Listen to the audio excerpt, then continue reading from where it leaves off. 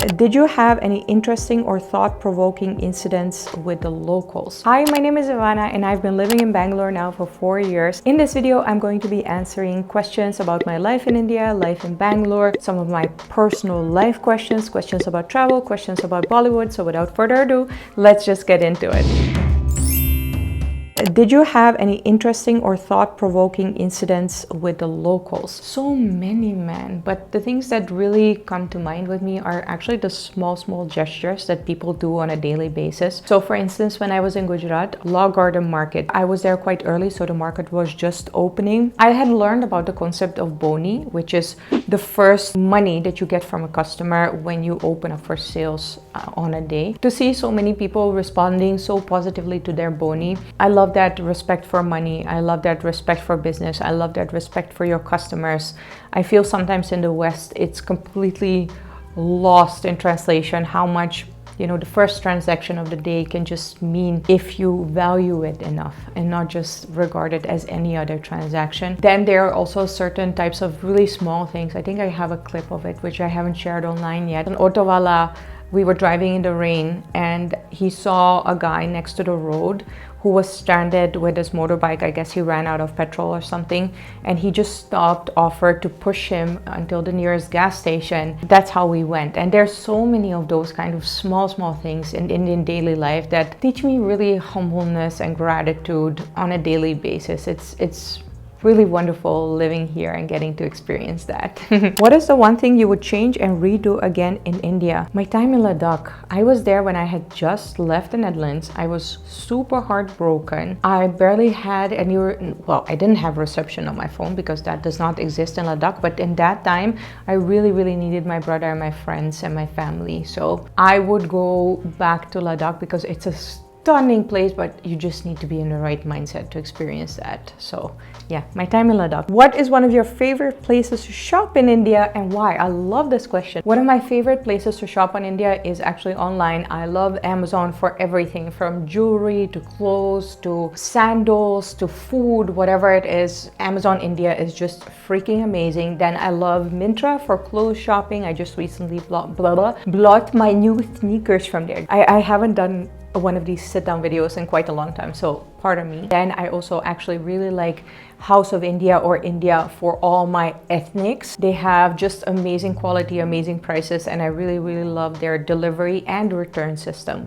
and they also accept international credit cards. Now, if you ask me just in the city, I would say obviously in Bangalore, Commercial Street. I love Phoenix Mall and VR Mall for the more, modern brands, but they also have the Indian ethnic wear brands. Then in Mumbai, actually Colaba Market is my absolute favorite place to shop in India on a market. Oh, Law Garden Market in Gujarat, also an amazing place to shop. And in Delhi, I love Sarojini Nagar. Note down those places if you are visiting those cities.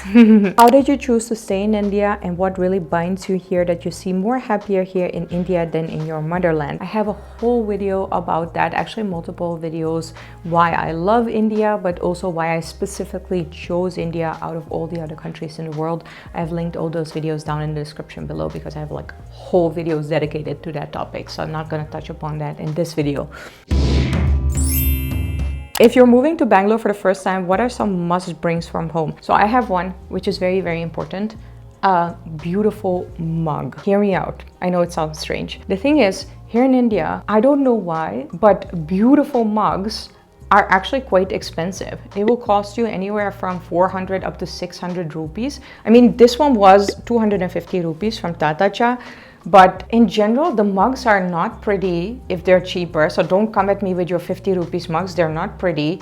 And I feel if you're drinking this much chai, it's really worth it to invest in a pretty mug. So a pretty mug from home. Chambak, I think, has beautiful mugs. But then again, they're like, what, 400, 500 rupees? That's like, dude, that's like 5 up to 7 euros for a mug. I can get a pretty mug for like 2 or 3 euros in the Netherlands. I don't understand why pretty mugs are so expensive in India because there's like a huge pottery culture and stuff. So if you want to start a successful business in India, then pretty mugs, I think, are the way to go. Did you ever drive a two-wheeler in Bangalore? Yes, I did, an electric one. It was awesome. I will link that vlog down in the description below. Do you hate parties? None of your videos are of late night disco, even if you live in Bangalore. Okay, bye. let Didi give you some advice. Once you reach a certain age, 25 plus, you should not be posting party videos or party pics too much online. It's not good if your employer sees that. It's not good if your auntie's uncle's parents see that. And it's also not good in my case if my clients see that. So yeah, obviously I do go out to parties and I will recommend you places with nice pictures, but me at a party, no. I just feel that's very unprofessional. And there are a lot of uncles and aunties watching my videos as well. My parents are watching it. My clients are watching it. No, it's just unprofessional. Since you are away from your country for so long, what do you do when you get terribly homesick? Do you eat a particular food to remind you of your home, or watch a movie maybe? So in case you don't know, in case you're new to my channel, I am originally from the Netherlands. I am Dutch and I've been living in Bangalore for 4 years, like I mentioned. I haven't been to the Netherlands since December 2019, which is the last time also when I saw my parents. The good news is that I actually moved to India because India is the only country in the world that really makes me homesick. However, having not been in the Netherlands for so long, I definitely do miss it a lot. Sometimes it will just hit you out of nowhere, like homesick. So what I do in those situations, you are completely correct, I will eat certain types of food. Recently, a friend of mine went to the Netherlands and brought me back pistoletjes and jonge kaas, which is a certain type of rolls from the Netherlands with a certain type of cheese, something that I was really craving. Another friend of mine recently sent me stroopwafels, or stroopwafels as we Dutchies would say. I also watch Dutch YouTubers, obviously one of my best friends, Masha, I watch her vlogs. I watch Monica Geus. That's when I really feel better, because then I can see the life in the Netherlands, and the things that I do miss, I kind of like get a review on that, and the things that I don't miss, I'm reminded of that I really love my life in India. So yeah, YouTube is also really perfect to get transported back to your home country if you are missing it, and I also apply that. Which are next travel destinations in India you're planning if you are in Bangalore? Tell about the weather. The next travel destination is going to be Udaipur for my friend Simran Bala Jain's wedding. It's going to be a big fat Indian wedding in Udaipur. I honestly can't wait. All of my Bangalore influencer friends are there as well. We're going to be dancing in a big bridesmaid dance. I'm just beyond excited because it's a dream come true of mine to be dancing at an Indian wedding. Most of my friends are married, so I never thought I would get that opportunity, but it's happening, and I'm going there on a 38-hour train journey. So watch out for that vlog. That's gonna be amazing. I'm so excited about that. What you liked most about Bangalore trip? I think discovering a new beach destination in India, which is completely different than any other beach destination that I have experienced. It's actually still quite local. However, there is just so much heritage also to be explored in Bangalore, and honestly it is a secret gem foodie destination. The food in Bangalore is insane, and I'm not just saying that for the Bangalore buns. So I need to go back in Bangalore when the weather cools down a little bit. Cheap hostels are safe in North India. India doesn't really have a hostel culture, even though it is upcoming. However, I feel hostels in India still are very much on the more expensive end. I would only recommend a hostel if you want to meet new people. Otherwise, you might as well spend that money and stay in a homestay with a family. Are they safe? Yeah, I think if you stick to the big brands and if you check the reviews on booking.com, in general, I do think they're safe. I just don't think it's the best option or the best value for your money. Hotel or Airbnb? I think they each serve a different purpose. Like if you're going on a romantic staycation, or even if you're going on a solo vacation, I would definitely prefer a hotel for the comfort of, just having in-room dining and also the safety and security aspect. But then if you're going with a group of friends, or if you're with a family with a baby, then I think an Airbnb just works a lot better because, you have a kitchen and you're not bothering other people too much if you're in an Airbnb. So I think they just serve different purposes for different kinds of trips.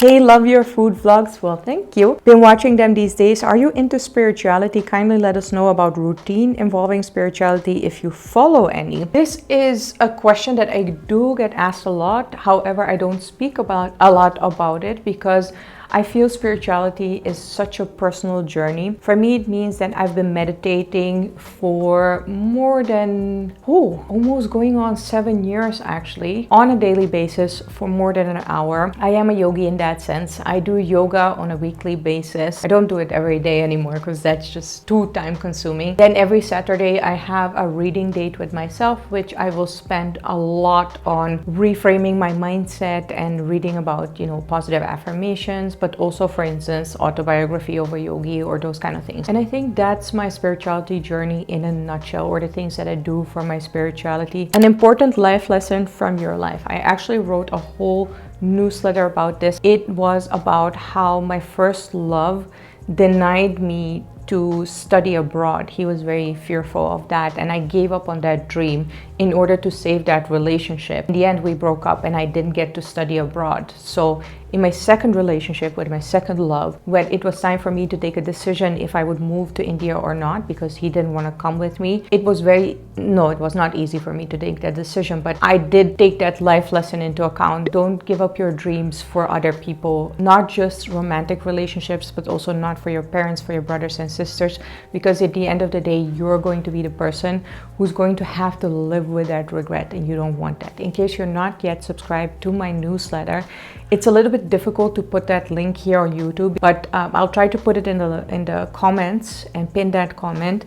So if you want to subscribe to my newsletter, you can just check the first pinned comment down in the description below. We want a video of how your team shoots and edits videos. Your video quality and content is 10/10. Also any future wedding update. Oh yeah, Melody, itni chocolatey kyun hai?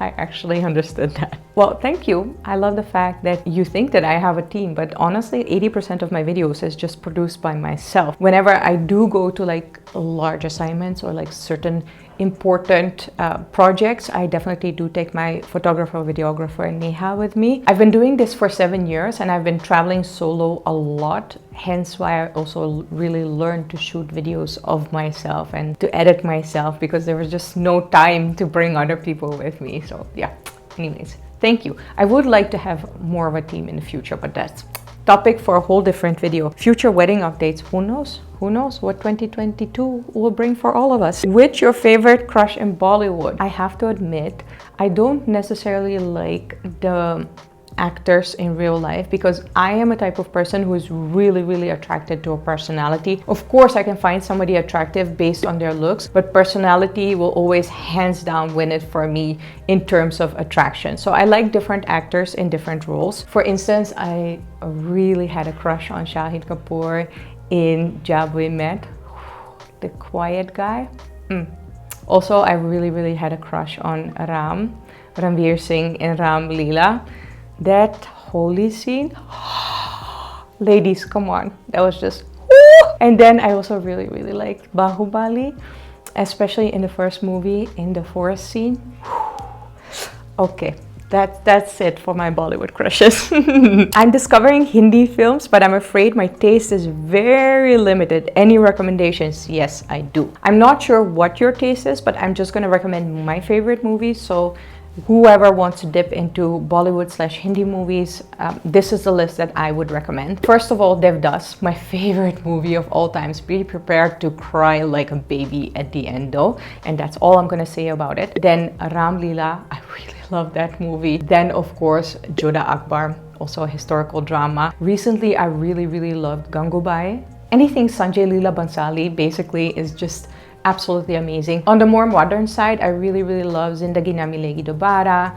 I loved Barfi. Then Bangalore Days. It's not a Hindi movie. It's actually a Malayalam movie, I think. I'm actually only recommending kind of like happy movies, even though Ram Leela is not a happy movie. But yeah, I don't want to put you through Sairat, even though it's such a super important movie. It's such a, okay, F it. I'm just gonna recommend Sairat because it's just so freaking good. I think this is already like at least 15 hours of your life in Bollywood movies. See if you like it, and then I'll come back with more recommendations. How are you in Bambi? We are amazing. I am super happy. Honestly, living my best life here in Bangalore. The pandemic has truly made me fall in love with Bangalore on a much deeper level. There's so much happening in the city, you just cannot get bored. And then Bambi is also doing amazing. In case you don't know, Bambi is my adopted indie dog. I will link her adoption video down in the description below. I need to make an update video on that because she's doing absolutely amazing. She's just chilling right in front of me right now. At first she was very shy, but madam is really getting loud. She cries when I leave her. One thing that's still really bad is she has crazy separation anxiety, but then I just love the fact that she's opening up and becoming so much more comfortable. Yeah, Bambi's doing amazing and I'm doing amazing as well. Thank you for asking. What answer to what question surprised you the most? Let me know down in the comments below. I hope you guys got to know me a little bit better through this Q&A. It's been forever since I made one of these. Also, feel free to let me know down in the comments below how life has been treating you lately. I'm very curious, first of all, where you're from, what do you do, and also just how life has been. I hope all of you guys are doing well. If you enjoyed this video, feel free to put a thumbs up, and of course you can subscribe to my channel and join 260,000 other subscribers. It's free and you'll get a notification whenever I upload a new video. For now, thank you so much for watching and I will see you next time. Bye.